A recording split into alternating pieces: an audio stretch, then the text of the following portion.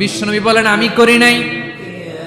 ওয়া ইন্নী আখতাবিউ দাওয়াতি শাফাআতান লি উম্মতি ইয়াউমাল কিয়ামাহ, আমার ওই স্পেশাল দোয়াটা আমি দুনিয়ার বুকে কঠিন বিপদে পড়েও কোনোদিন করি নাই। আমি আমার স্পেশাল দোয়াটা কিয়ামতের দিন আমার গুনাহগার উম্মতকে সুপারিশের জন্য রেখে দিয়েছি। আল্লাহ বলবেন নবীর ফারাসাক, মাথা তোলেন, আর কাটবেন না। বিশ্বনবী মাথা তুলবেন, আল্লাহ বলবেন সাল তুতা, আপনি যা যাবেন তাই দেব। ওয়াশফা তুশাফা, সুপারিশ করেন, সুপারিশ কবুল করব। বিশ্বনবী বলবেন আল্লাহ